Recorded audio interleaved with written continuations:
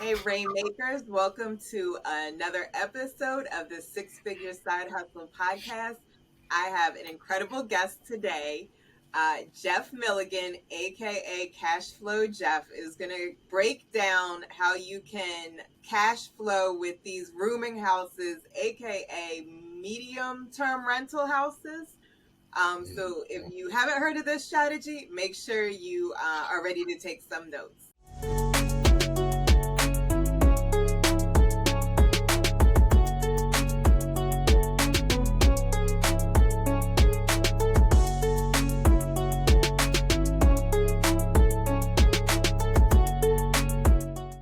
So, hey Jeff, how are you today? Oh, I'm just blessed and highly favored, Sabrina. Thank you so much. I appreciate you having me on your podcast. Oh, the pleasure is all mine. I'm really excited to learn about this real estate strategy you have. It's kind of more niche, right? You would say. Yes, it is definitely a niche. It's a niche that I've been doing for some years that a lot of people, when I first started it like 22 years ago, people were like, rooming houses, really? But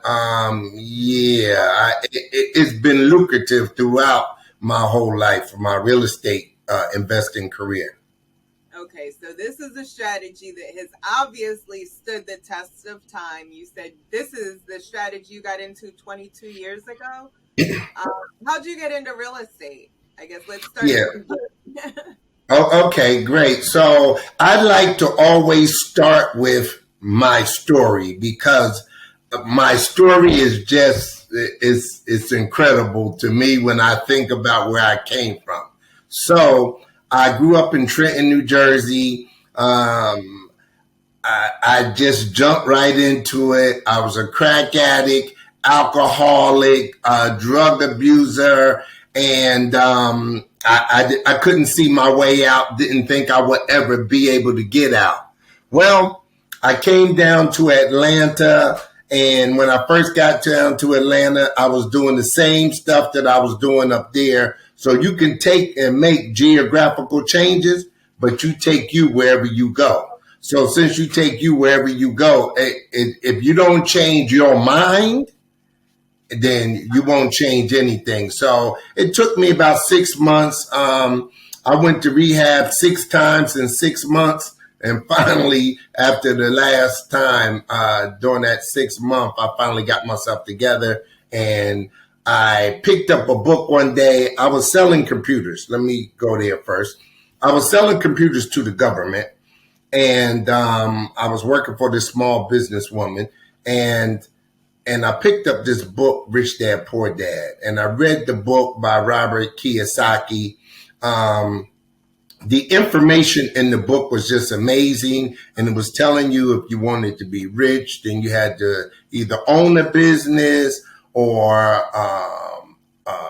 have a business where people were working for you, which is a real business, or you had to invest in the stock market, and actually you would have to really, in order to really work with the stock market, you really had some inside trading. I didn't want to do any of that. Real estate was my thing. There was this old guy named Carlton Sheets.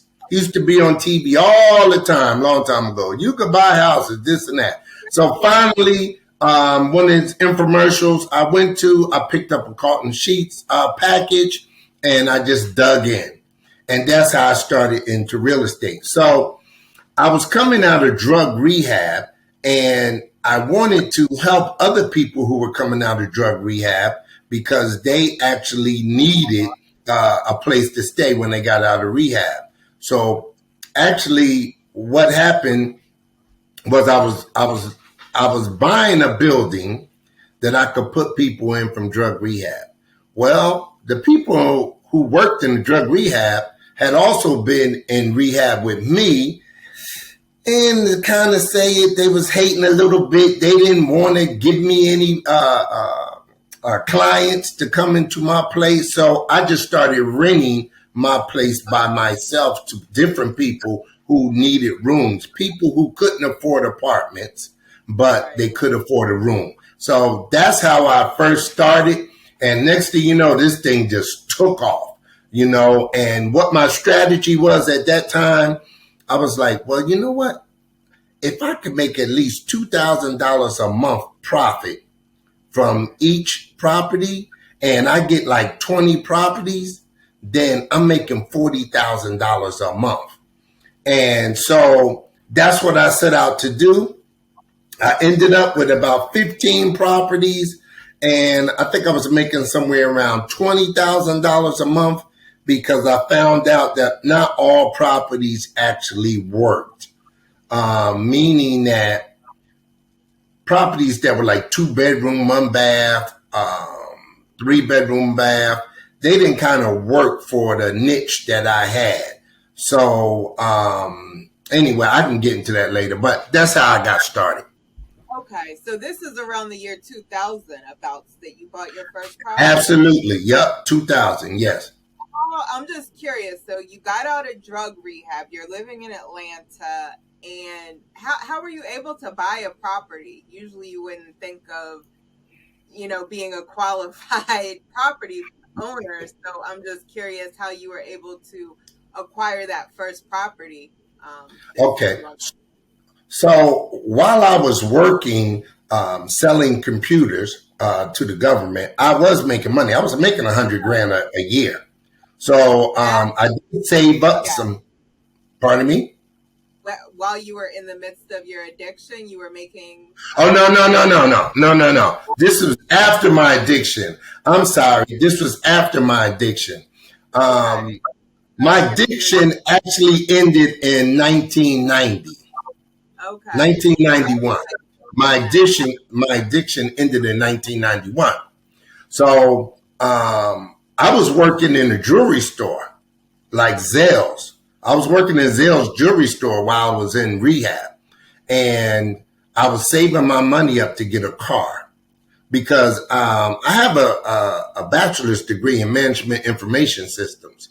So I got a little bit of education. But I was working in Zell's jewelry store making minimum wage. And I was just there until I could get up enough money to purchase a car. Then I could get back to what I was doing in New Jersey, which was selling computers to corporations and government. And so I saved the money up, bought me a car, got to working selling computers to the corporations, but more government than corporations. And so I made some money. I lost some money in the stock market. I lost like $12,000 when they was doing the .com day trading stuff. And I was like, man, this is not for me. This is just like gambling. And I don't gamble. I can't stand gambling. And so I didn't like that. So that's why I knew that I had to do something different. And when I picked up that book, that kind of led me to real estate. So to answer your question, though, I went and got a loan. So that's what I did. I got a loan to purchase the property. And that's how I started. Okay, so your first property, how many bedrooms was that? Because the rooming houses are based on more so beds, not bedrooms, correct? Yeah. Well, it can be on both, but my strategy was based on bedrooms because I put one person in the room. There are some agencies that may come to you and they may want to put two people in the room and they'll pay for each person like that, some government agencies. So mine was bed. So it was a duplex. So the guy who I purchased it from, he already had a rooming house. He already had it as a rooming house. The downstairs was 5 bedrooms, 3 baths. The upstairs was 3 bedroom, 1 bath. The upstairs he was renting as a whole unit. Downstairs he was renting by the room. And so I went in and did a little bit of, clean up or what have you.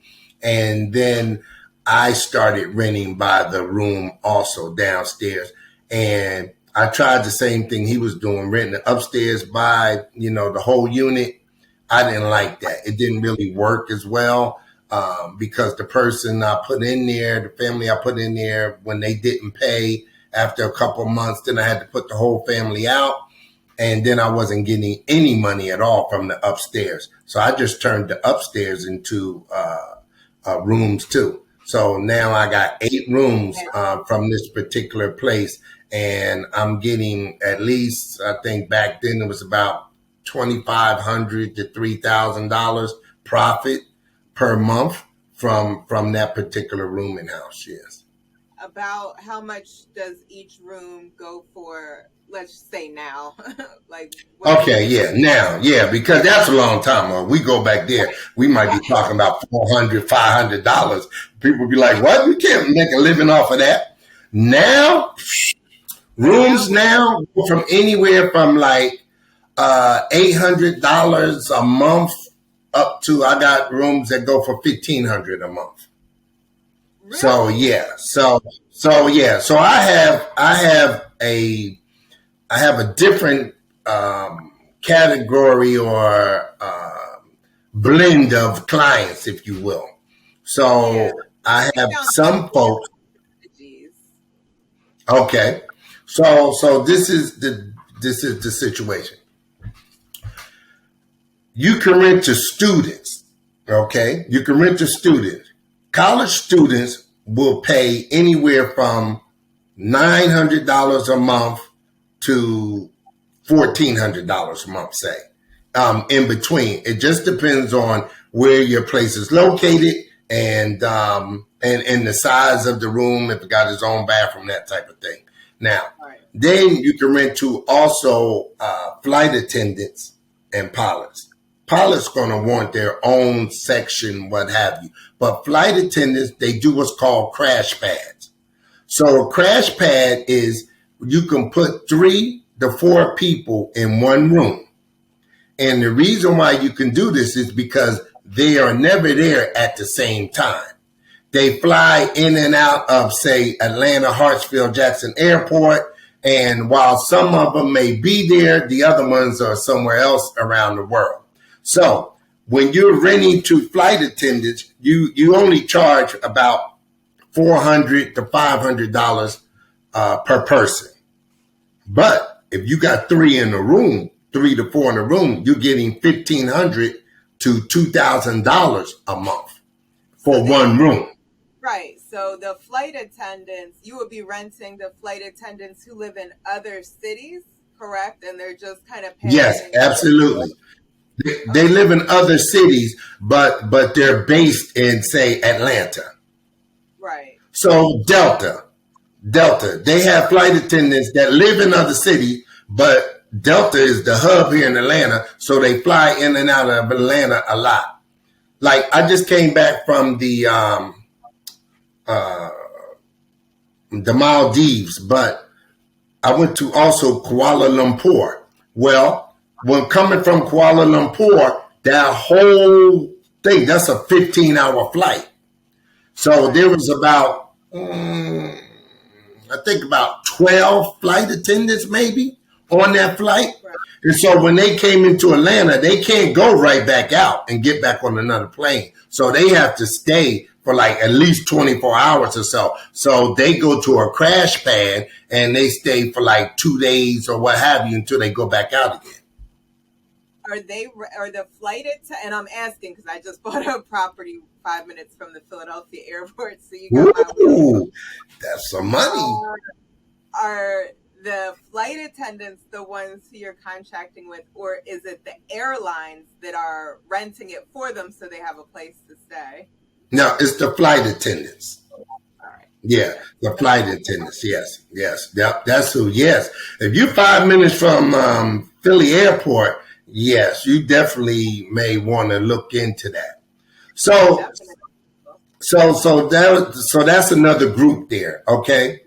Then you have just what I call the transient people who come from California, Chicago, New York, LA, wherever, and they want to move here to Atlanta. I'm using Atlanta because I live in Atlanta. However, you could do this in any city that you're at. Okay. People who come in and they don't want to rent an apartment right away because they want to find out more about the city, but where they live. And so they don't want to be constricted for a whole, say, 12 months to this one area when they can actually rent a room, because we do rent rooms month to month. Okay. So they can rent a room month to month and they can stay for a while they get around the city and see where they actually want to live. And so those people will come in and they will also pay anywhere from $800 to say $1,300 a month, just depend on how much money that they are actually making. So they will come in too. Go ahead. And they're, I guess the cause that they would want to rent a room is so they're not locked in. They have that flexibility, because I mean, 13, it just sounds like, and I guess I'm not adjusted to 2022 pricing, but that sounds like a lot for, for a room, but that's what you're making. So that's what it is. It just, that's very interesting. This is the situation.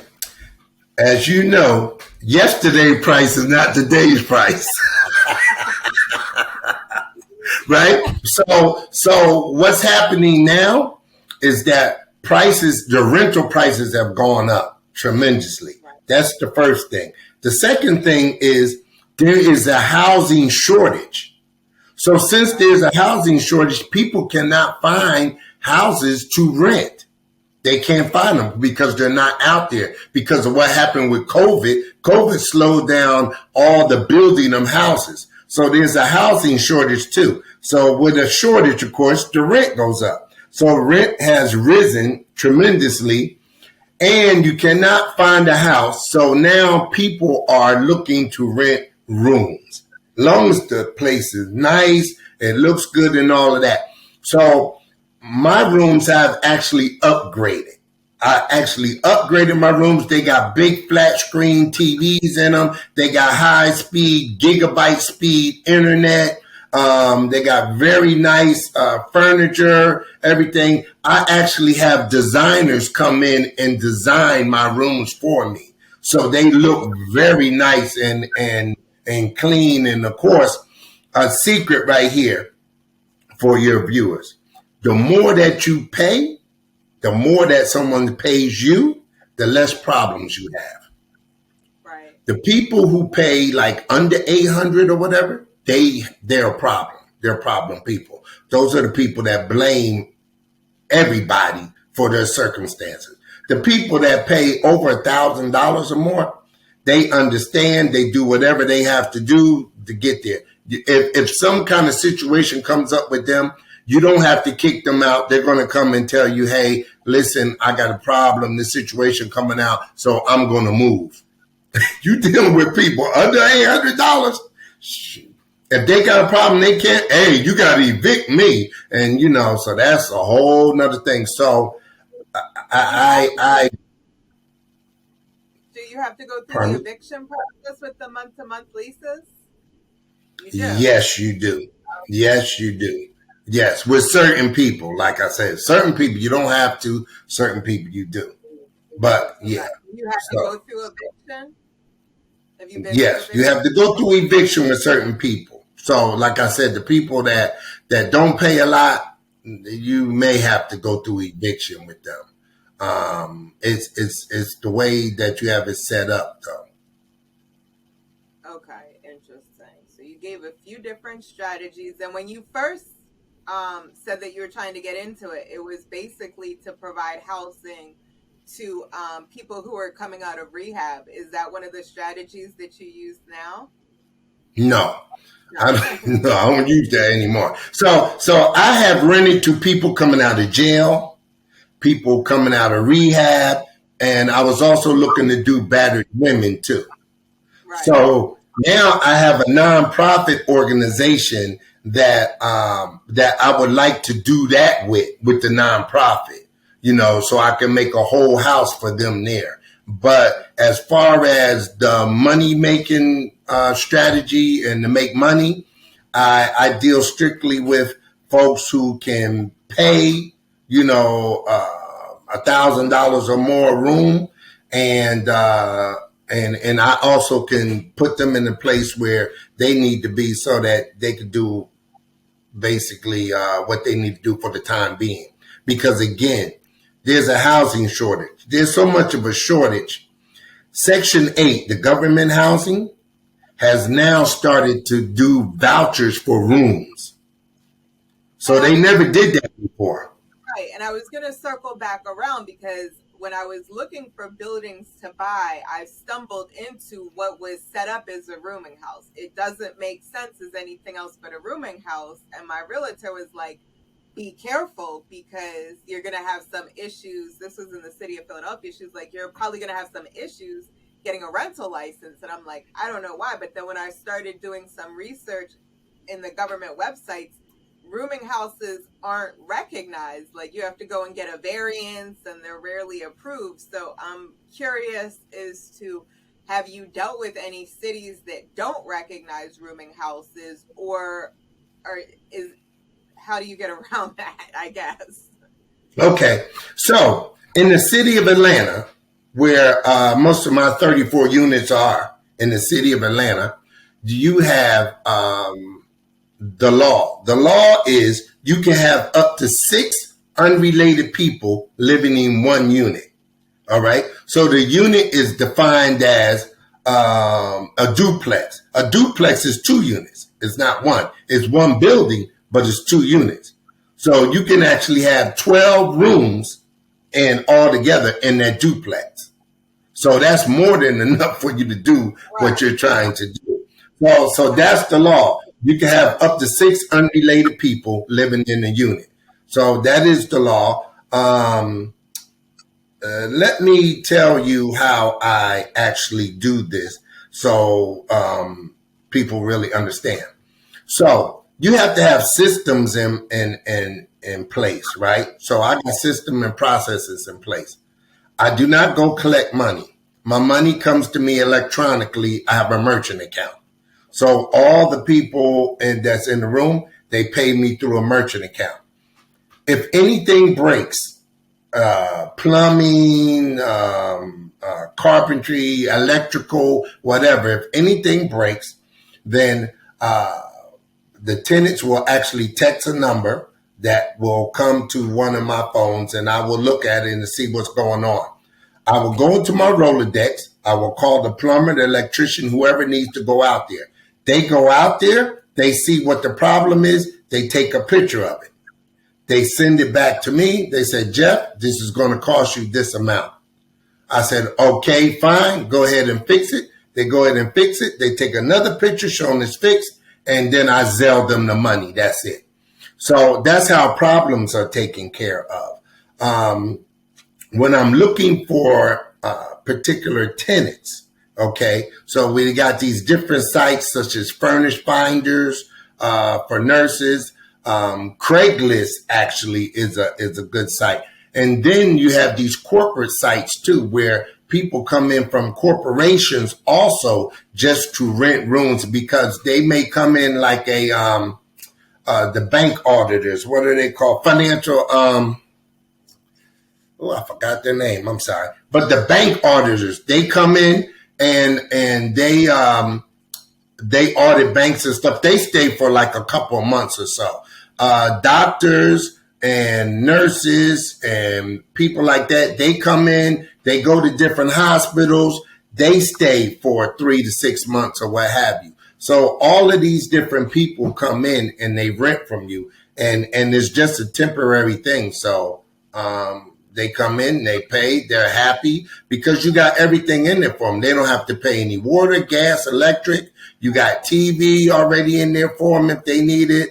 And most of them, they come in, they sleep, and then they basically go back to work. So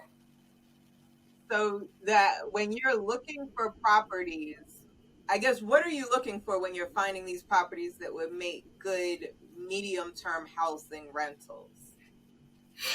So I'm looking for properties that, pardon me, I didn't hear that. Oh, I said, because you said that 2-bedroom, 1-bath was messing up your plan. Oh, yeah. 2-bedroom, 1-bath could work. They could work now, but long time ago, they didn't work because there was not enough room. They could work now, but I like more rooms, um, long as the ratio is at least 2 rooms for 1 bathroom. You can't have 3 rooms for 1 bathroom. You can have at least 2 rooms for 1 bathroom. And of course, the ideal situation is to have maybe 4 rooms with 4 bathrooms. So everybody got their own bathroom. Okay. So what I look for is that right now. I look for a place that has the bathroom is 1-to-1. If it has their own bathroom, like 5 bedroom, 5 bathroom, that's good. However, I look for something that's near a hospital, near a university, that's near downtown, or that's near a hospital, university. Oh, or that's near the airport, like you got. Yeah. So those are places that I look in those areas, because if they're close to that, especially for the airport, because flight attendants normally they don't have cars in these cities. So they're Ubering back and forth to the airport. So the closer you to the airport, the better. So your thing is good. Yeah, I had not thought of that as a strategy. I was thinking like Airbnb, and I was, because I'm in the property insurance field, so when people have claims, like if they have a house fire, they'll usually go into that medium term housing as well. The insurance company That I can I say that is another client. Yes, that's another client. And construction workers are other clients. Construction workers come in and they're building these skyscrapers or what have you. They come in and they need a place to stay that's in the city, because they may not live in the city. They may come from out of state to come in to get this work. And so they also move into those medium term rentals too. Okay, yeah. So that kind of shifted how I look. So when you said 5 bedroom, 5 bath, those are usually more like of the upscale houses. I guess in my mind, when you said rooming house, I'm thinking of the row houses that, are Trenton, Newark, Philly. We have a lot Yeah. of large structures, but is that what you're looking for? Or are you looking for more upscale? No. That's what it used to be. Right. When I first started, it was like that. Now, I'm buying houses that are like in Atlanta, $500,000. You know what I'm saying? So I'm buying $500,000. So if you staying in a house $500,000 that has, like, I have one under contract just recently, 7 bedrooms, 6 bath, $465,000, right? So my note will be somewhere around 3,200. Okay. If I'm renting at least each room at least $1,000, then I'm getting $7,000 from that house. I'm paying 3,200, right? And say I'm paying 800 in utilities, just so can round up for. You may not be paying that much, but just say I'm paying that much in utility. So I'm paying basically $4,000 a month. I'm collecting at least $7,000 a month. I'm making 36,000 a year just off of that one property. I'm not punching a clock. I'm not doing anything else. I'm doing whatever I want to do. And that's just it with that. I like that because one, I was thinking like of the row homes, like because they tend to have a lot of bedrooms, not a lot of bathrooms. You might have 6 bedrooms, 1 bathroom. But you are actually finding nicer homes, like neighborhood homes. Do the neighbors ever have a problem? Like, are they ever complaining? Like, oh, there's all these people living out of one house. Do you ever have any issues with people not wanting you to use this strategy? Yeah. Well, I've been doing it a long time. So when I had the different people long time ago, the lower paying people, if you will, you have problems from them, like I said, because they always got some kind of issue that something is just not right. And, and somebody may call the police on somebody.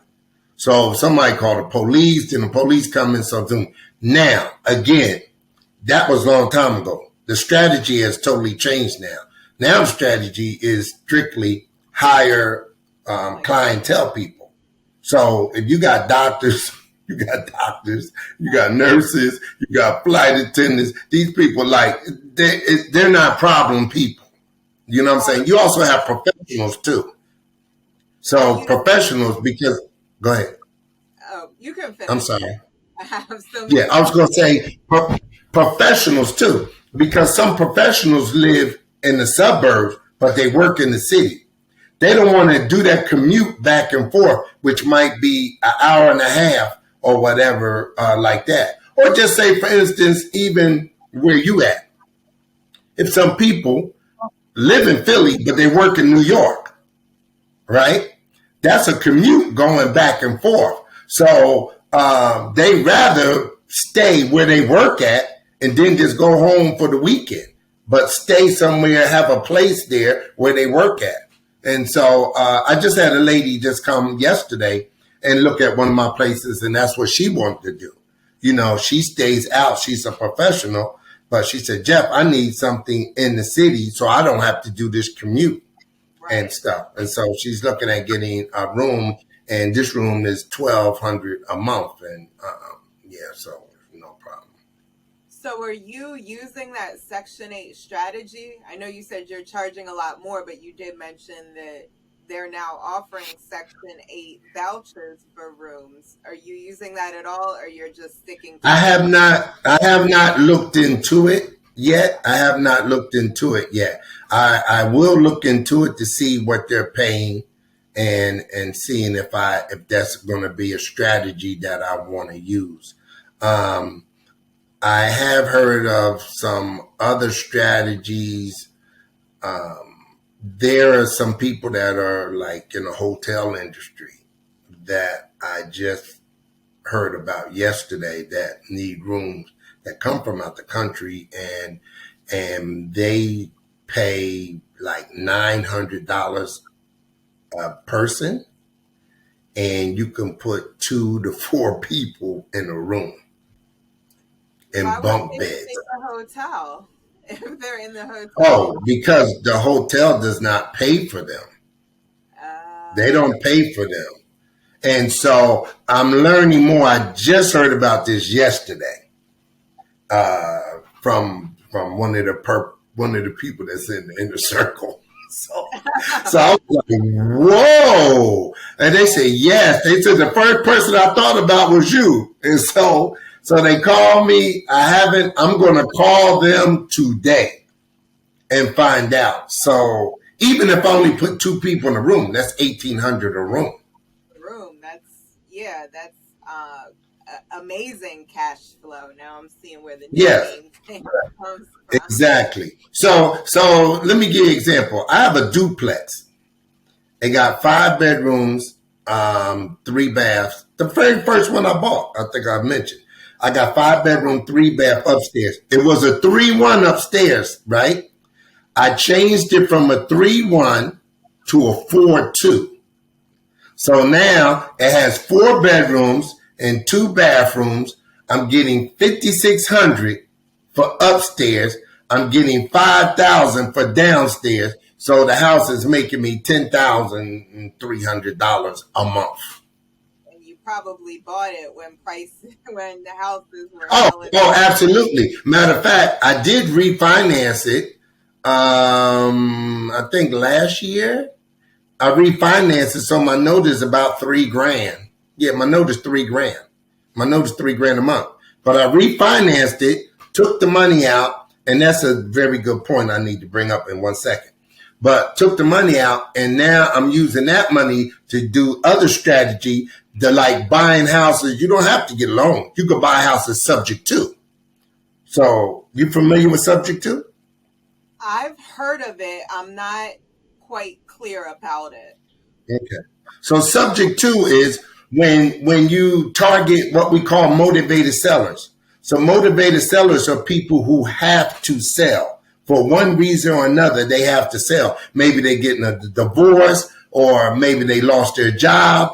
Their income may have went down. Whatever it is, they cannot no longer make that mortgage payment. And so they just want to get out from that mortgage payment. Well, those type of people will actually just deed the property over to you, say in a land trust. That's a different thing, but a land trust.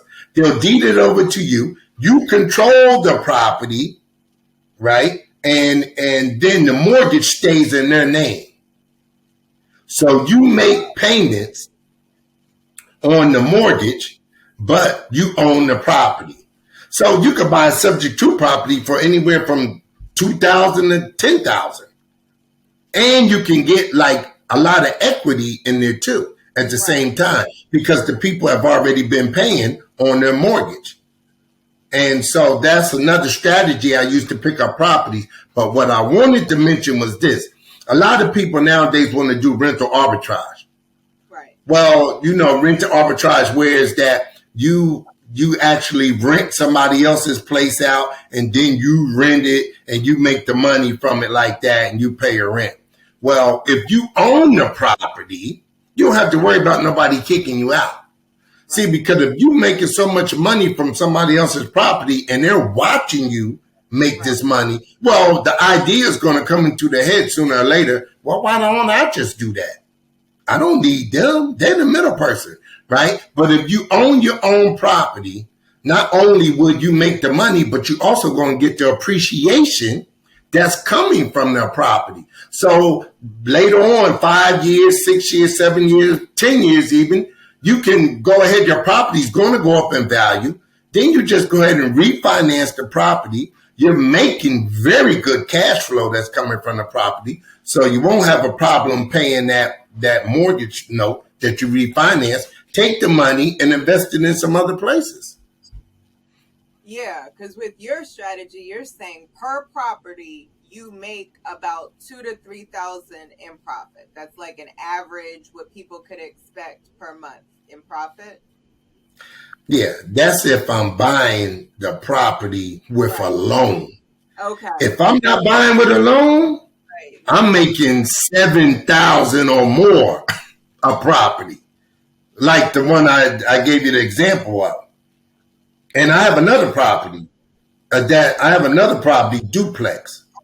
I'm making over $10,000 a month from it. It got 6 bedrooms downstairs, 6 bedrooms upstairs. I'm making over $10,000 a month from that particular property, and it has no mortgage at all.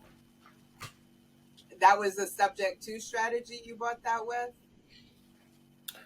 No, I bought it with a loan long time ago, but in 2008, when things got real dicey and everything, and I lost a lot of properties, one of my neighbors came to me and said, Jeff, well, my girlfriend, she got these properties and she's going to be getting them free and clear. And I said, what? How? She said she did a thing called a cram down. I said, how you do that? She said she filed bankruptcy. I said, really? Because, in 2008, I had probably about 70 units. I lost half the units in 2008 when the recession came. So I said, really? So that's what I did. I went to go file bankruptcy. The people told me, the lawyer said, no, you can't do it. Well, I never heard of that. But the neighbor told me it was possible. So I waited a couple of weeks. I called back again. I got somebody different.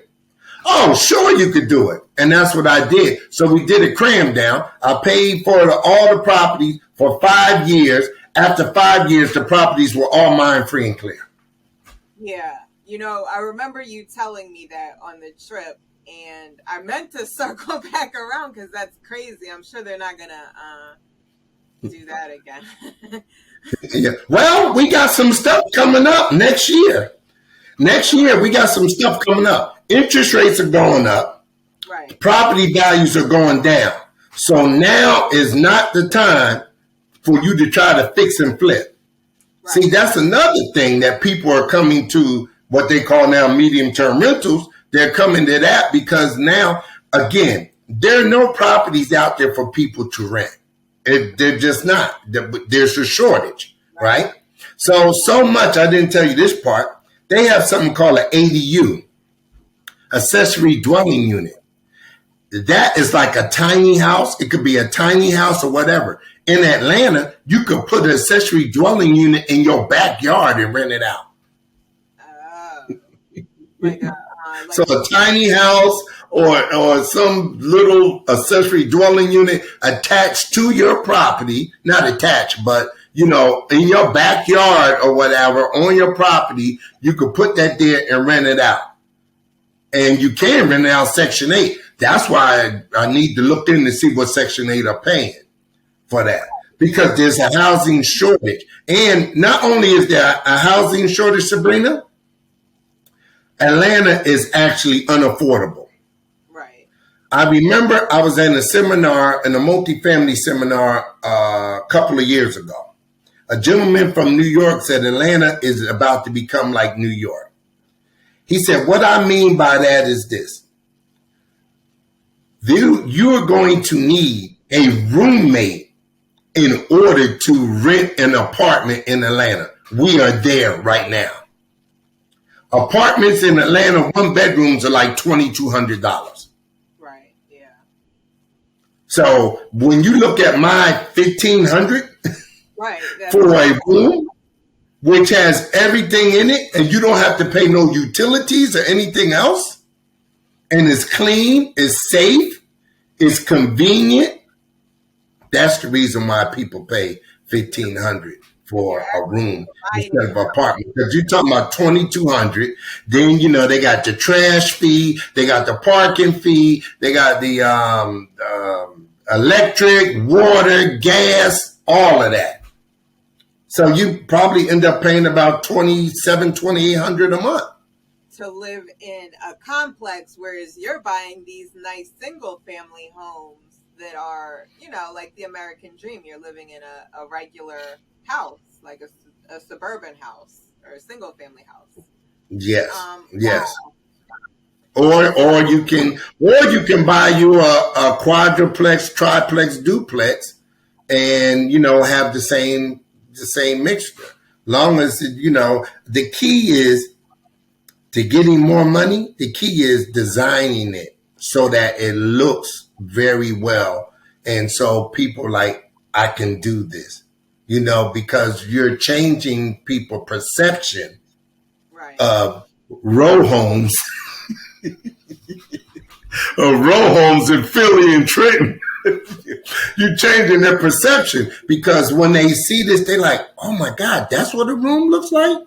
And, and they come in and, it's like, yes. And so, yeah, that's the difference. Well, that's a really, really good, like you said, niche strategy where in my calculations, my rough calculations, if you have about 4 of these properties, that's a 6-figure side hustle. That's the name of the podcast, isn't it? That's the name of the podcast. What you need to get there. So that's definitely doable for a lot of people who, the traditional route, a lot of people are only cash flowing $200 to $400 per door. But you're like, you far surpassed that. You're making like $3,000 to $4,000 per unit. So per door, actually, because then you're breaking the doors down. So I love it. I know everyone's going to be rushing to, look for the properties around the airports, universities, hospitals. Is there another one? Yeah. Universities, hospitals, airports, downtown too. Yeah. Downtown. Yeah. Because downtown. Another reason why this works real well too, because the Airbnb market is starting to suffer in certain cities. So, for instance, I just was on a call yesterday with a gentleman who wants to get in my mentorship. He's in D.C. because he says in D.C., Jeff, I was doing real well with Airbnbs. But now they got these laws that you can't have. You need a license for every single Airbnb you have, and you can't have more than two. Right. That's because really the Airbnb has to be in your home. right. And I know Atlanta did So something and Philly also did something. So I feel like it's more to do with the hotel industry having heard absolutely, than any absolutely. safety concerns. But yeah, if you were making $100,000 and you had, especially if you were doing rental arbitrage, because Mm-hmm. now you have all these leases where it was profitable, but now what do? Or you go through a pandemic, where no one can travel. I was always a little skeptical about doing straight Airbnb. Just, it just seemed a little risky because these cities are just, yeah. So if you bought 10 properties with that strategy, what do you do with those properties? Mm-hmm. You would only have Absolutely. properties. You need to change them to medium term rentals. There you go, from short to medium. And it sounds like you kind of be cash flowing more doing less work, because with Airbnb you got to let the people in, make sure they're not having parties, make sure that the unit is clean and turned over. There's a lot of in between work that goes in. Mm-hmm. This is kind of like more once you're in, people are going to stay for several months to Mm-hmm. And Sabrina, I do need to tell you this too. Part of the strategy also for me to have this on autopilot right. is that I use digital locks on all the doors. So all the doors got digital locks. So people see, because I've been doing this a long time. People lose keys and people lock themselves out of rooms and all of that type of stuff. So I went to digital locks. Yeah. With the digital locks, well, you got a number, boop, boop, boop, boop. You just pump it, you get in. Now, if I got an issue or whatever with someone and I'm trying to contact them, they're not hitting me back, well, I just go ahead and take their number out. They can't get in. So now they have to contact me to let me know what's going on or what have you or whatever like that. But it sets up your thing on autopilot. So you got digital locks for everybody to get in. You got everybody paying by electronically, right, through the merchant account. If any kind of maintenance issues come up, then you got maintenance people basically on standby who are going to go there and take care of it. So the other thing is thermostats, because when you got more than one person in the house, somebody's hot, somebody's cold. Well, the thermostats also set up on Wi-Fi too. So I can control the thermostat from anywhere in the world, right? So the thermostats work absolutely the same way too. So everything works electronically. Everything is set up on autopilot. That's why I can go around the world and do whatever I want to do, because I'm not worried about that, period. Because anything happens, I just get on my phone, boom, boom, boom, take care of that or whatever. You need to pay me, you go to the merchant account, you pay me through there. Any kind of issue with keys, whatever, there's nobody running to no Home Depot to get keys made. No, we're just going to go ahead and change the code or what have you to get in and out. That's how you run medium-term rentals on autopilot, and that is truly a hands-off six-figure side hustle. Mic drop. Well, I'm excited because now I'm going to go try to find my first medium. Well, we're working on one now, but this has motivated me to look in other areas. So, yeah, you definitely changed how I was looking at this rooming house. I'm like, oh, he's going to come on here and have me in the hood. Now, you can do it a little bit, but hood people take a little bit more management. Yeah. Right. Not that I have a problem, but they're more pay by the week.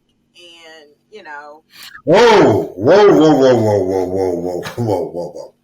You never, ever want to do pay by the week. Okay? I've been doing this 22 years. I started off by doing weekly payments. Right. Right. Let me tell you the one thing that you probably know, but I'm going to tell you anyway, that came up. When it came time to pay rent, they always said, the people who didn't want to pay said the same thing. Hey, listen, I don't have it this week. I'm going to double up next week. They always said that same thing. So, and plus weekly is just too much. It's too much. So monthly, you're good. Monthly, you don't have to worry about any Airbnb laws because you're monthly. You're doing 30 days. You're not doing week to week. See, the short-term rentals are the people that have the problem with the Airbnb laws because it's a short-term rental, and that's what they're trying. Well, the hotel done paid these folks to say, listen, we don't need Airbnb in the city. So yeah, so that's another thing. So you don't want to do weekly. Yeah, I'm glad you brought that up. You don't want to do weekly because weekly people have a temporary mindset. So they don't care. They'll come in and do whatever. They'll stay for a week. If they can get a week or two for free, they'll stay and then they'll go somewhere else where they're doing weekly and they'll do the same thing there. And then weekly people, you don't know what they're up to. Monthly people, yeah. Do you collect the security deposit, first last security? It depends. It depends on what property they're in. Like if they're in a real nice property, I'm definitely collecting a security deposit. If they're in like a say $800 a month type property or whatever, they don't necessarily have money for security deposit. So I collect like a application fee, like $100 administration fee, not application, administration fee. I collect $100 and I don't collect a security deposit or anything from those type of people. But that may be changing. No, that may be changing. Yeah, that may be changing. All right. Well, I know you got a lot to get done. You're always on the move. So let us get started with the Rainmaker round. I got a few questions. All right. The Rainmaker round. Okay. Rainmaker round. So I love this question because I get to always pick people's brains. What is the last conference you attended and what's the biggest gem you learned?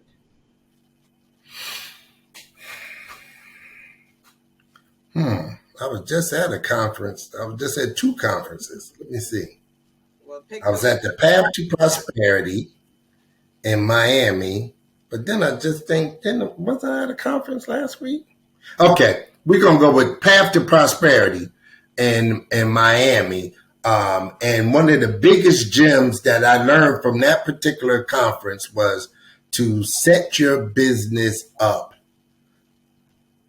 organizationally, like correct, meaning is it going to be an LLC? Is it going to be a C Corp, a S Corp, or whatever? But get it set up so that the taxes that you are trying to avoid paying is set up properly. So that your accountant, talk with your accountant and everything and see how to set up your corporations when you first starting.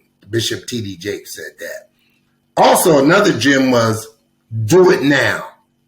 Whatever's in your mind, do it now. Do not procrastinate. Do not delay. Just get out there and do it now. As our mentor says, do it now, figure out the rest later. Right. Yeah, he definitely does. Run the play with no delay. Yes. What book are you reading? What book? Am I reading a book?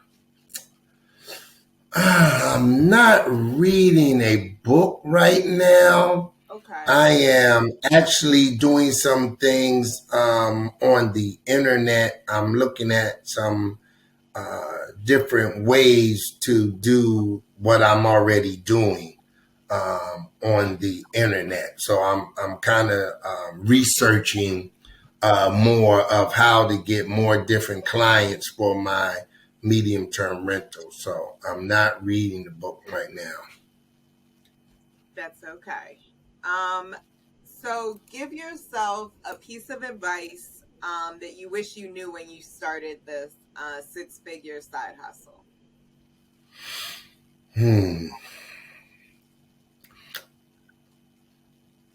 The advice I would have given myself would have been just move without fear. Don't fear what I'm doing. Just move without fear.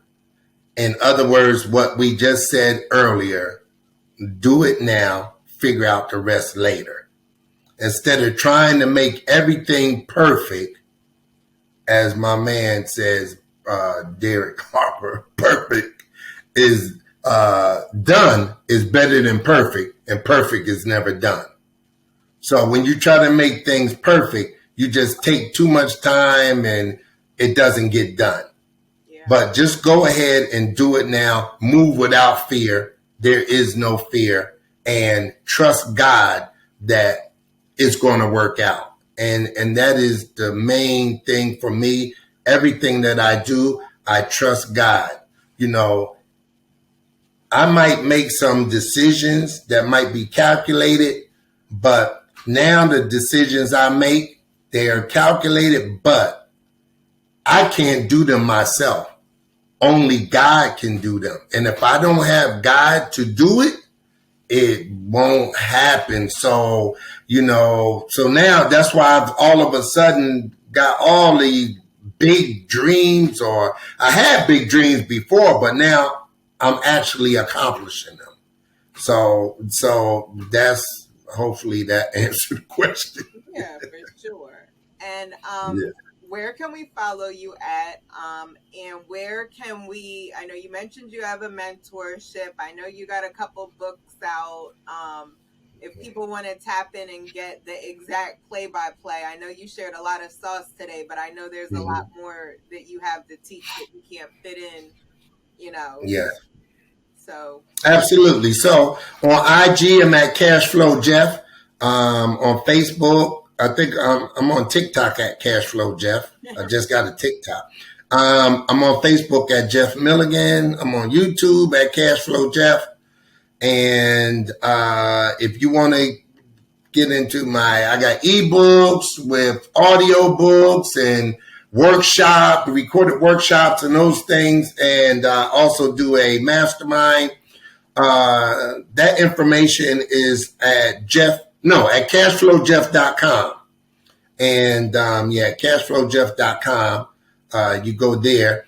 And I also have a mentorship too. You can DM me on any of those social media sites and jump on a call with me free of charge. And we could talk about, you know, what you're trying to do and see how I can help you to get to where you're trying to go. And that's it, man. Let's get it. Let's make it happen. That mentorship is an amazing opportunity to go from where you are now to 6+ figures in this hands-off business.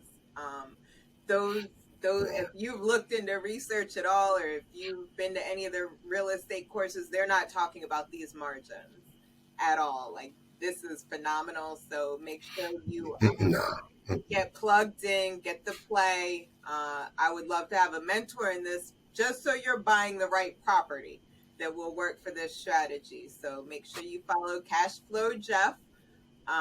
Jeff, thank you so much. I know it was quite a journey getting you here, so I do appreciate your dedication. Yes. To this information with my audience. I truly do.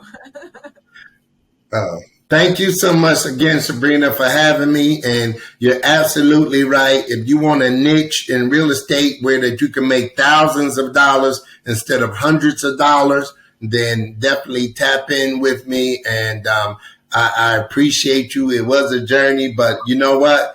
That's what we have, that never give up attitude. And that never give up attitude will get you definitely where you want to go. And I just want to leave your audience with this two things. One is make the rest of your life the best of your life. And the other one is if your mind can conceive it and your heart can believe it, then you can achieve it. If you fail, you only fail because you gave up. So guess what, family? If you never give up, you'll never fail. Thank you so much. And with that, this has been another episode of the Six Figure Side Hustle podcast. Make sure you like, subscribe, and tune in to the next episode. Be great. Thank you. Peace.